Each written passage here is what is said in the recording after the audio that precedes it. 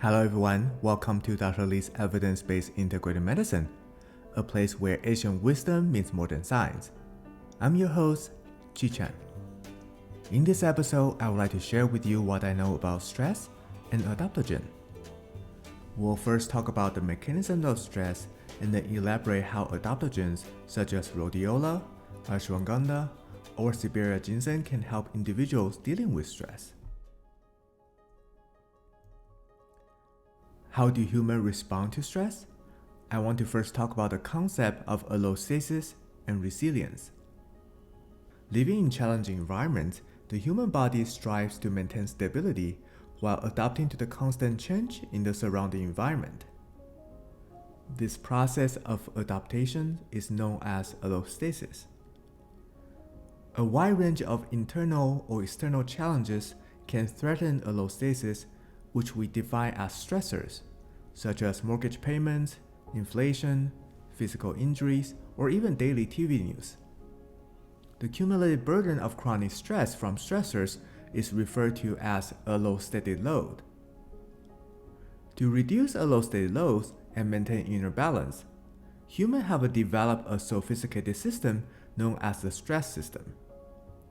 The stress system serves the purpose of self-regulation and adaptation by redirecting the energy to meet the demand of handling stress.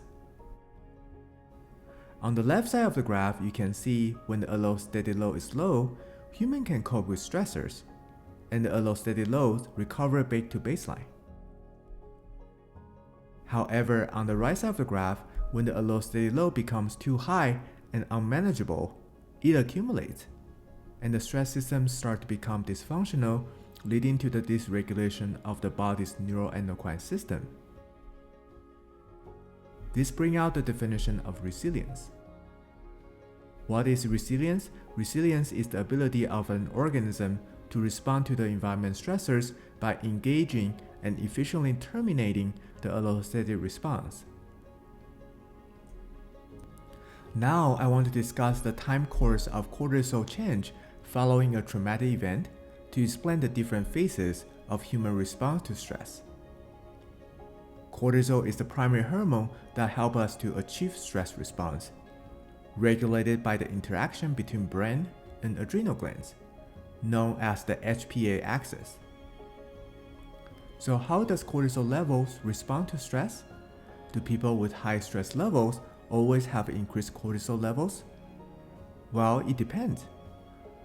Prolonged stress responses generally lead to the persistent increase of HPA axis activation, resulting in a state of hyperactivity or high cortisol.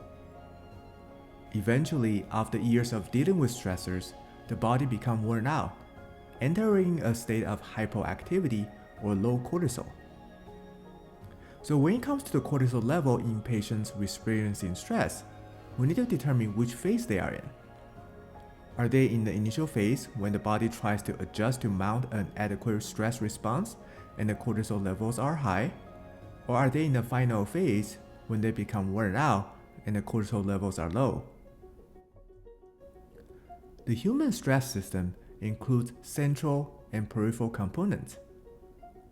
The central components are basically the interconnection among the different parts of the brain, including HPA axis, arousal system in the brainstem, autonomic system, and parts that control emotions such as fear by the amygdala or the reward system in the mesolimbic system.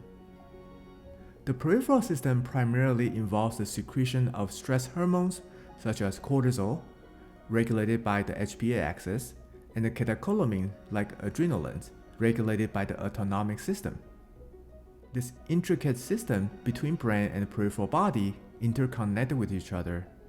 So in my opinion, stress management should also be comprehensive, with multiple interventions targeting different pathways. Let's dive into adaptogen and how adaptogen can target different pathways in dealing with stress. So what is adaptogen? The research on adaptogens began in 1947 when Soviet scientists aimed to identify substances or herbs that could enhance soldiers' physical stamina. They introduced the concept that adaptogens are substances that induce non-specific resistance. In 1950, another Soviet scientist, Dr. Berkman, studied ginseng and found that ginseng is a great adaptogen.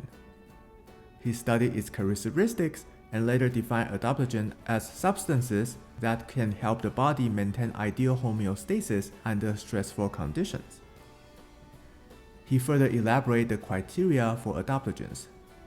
In his mind, adaptogens should be safe to use, and their effects should be non-specific. Here I will say non-specific means that targeting multiple pathways and achieving various outcomes. Adaptogens should also protect the individual from stressors and stabilize or normalize their health. Interestingly, many herb adaptogens grow in high altitude or chilly environments, naturally equipped with the capacity to overcome strict conditions. So what is the difference between adaptogens and stimulants? When we are tired, we often turn to stimulants like coffee or energy drinks to help us stay awake. While stimulants can temporarily boost our energy, they do not assist in our recovery from exhaustion or protect us from negative effects of stress. Additionally, stimulants can lead to addiction, and over time, we may develop a tolerance requiring higher dose of stimulants. Adaptogens, on the other hand, have opposite effects in this regard. The constituent of adaptogens found in nature can typically be divided into two categories. One category have chemical structures with 4 cyclic rings similar to the stress hormone cortisol, as you can see in herbs like ginseng or ashwagandha. The other category have a structure similar to catecholamine or tyrosine, the hormones need to fight or flight response, as observed in the herbs like Rhodiola.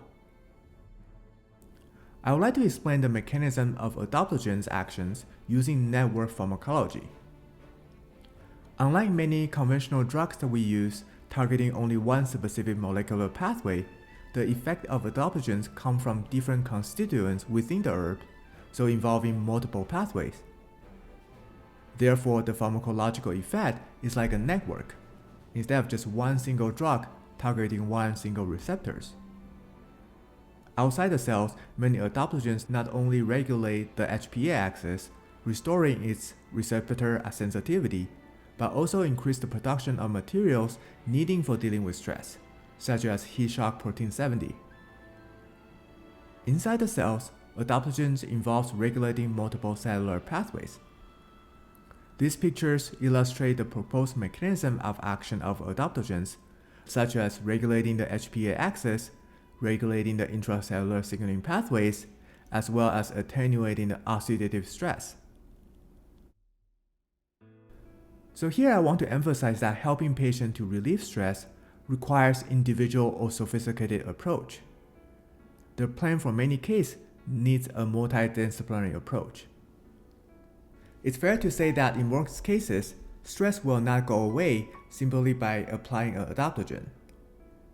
To assist patients, integrated medicine physicians often need to delve into patients' lifestyle, history of trauma, and understand where they are in their stage of behavior change. They must then come up with a physical plan while working with the patient. I will say it's worth investing time to talk with patients and see how can we help them to relieve the stress. Since stress itself can be the source of origin of many diseases and the reason people's lives go sideways.